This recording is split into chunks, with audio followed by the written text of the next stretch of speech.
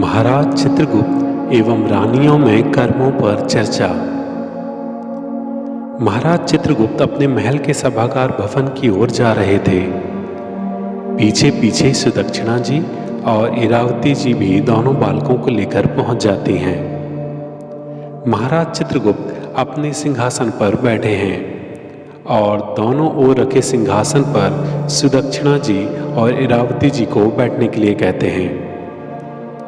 दोनों अपने अपने आसन पर बालकों के साथ विराजमान हो जाती हैं। चित्रगुप्त जी बोले, आज आप लोग सभागार भवन की ओर कैसे?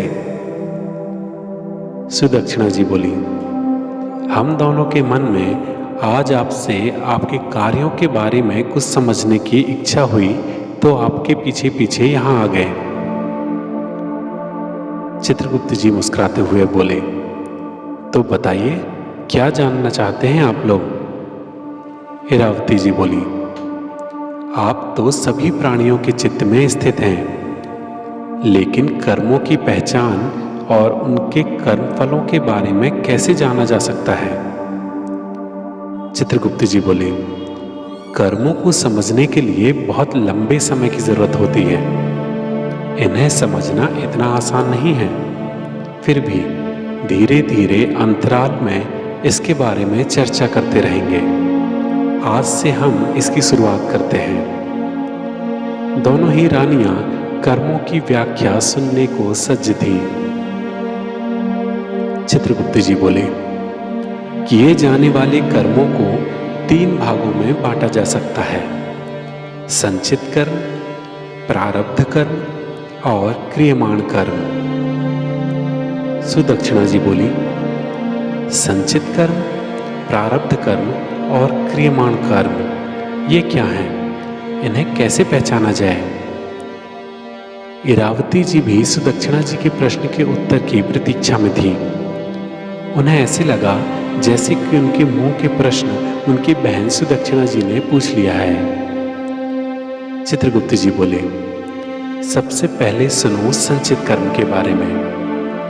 संचित कर्म का अर्थ है एकत्रित किया हुआ, अर्थात वे कर्म जो एकत्रित किए गए हैं संचित कर्म कहलाते हैं।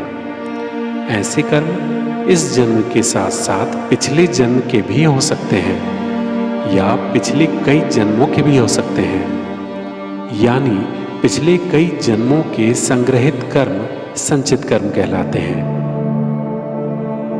इरावती जी बोली, तो जब आप प्राणियों, देवों और दानवों के कर्मफल की गणना करते हैं तो उनके पूर्व जन्मों के कर्मफल का भी हिसाब रखना पड़ता होगा। चित्रगुप्त जी बोले, हाँ, लेकिन यह बड़े ही क्रमबद्ध तरीके से होता है। जब भी प्राणी कर्म करता है तो उसके कर्म उसके चित्त पटल पर चित्र रूप में अंकित हो जाते हैं। ये इतने छोटे रूप में होते हैं कि असंख्य चित्र छोटे से हिस्से में संग्रहित होते रहते हैं, लेकिन जब इनकी गणना हेतु एवं कर्मफल के लिए मुझे इनकी जरूरत होती है तो मैं जो इनके चित्त में ही स्थित हूँ उन्हें आसानी से देख सकता हूँ।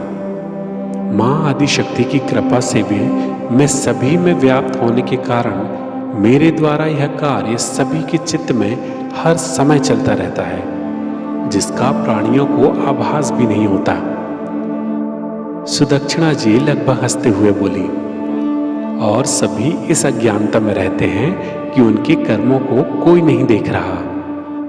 इरावती जी भी सुदक्षिणा जी की बातों की सहमति में मुस्कुरा देती हैं। समय बीतता जा रहा था। महाराज चित्रगुप्त दोनों रानियों के साथ कर्म और कर्मफल की चर्चाएं करते जा रहे थे। सामान्य जीवन के साथ साथ चित्रगुप्त जी और यमराज जी के दरबार में भी कार्य सुचारू रूप से चल रहा था।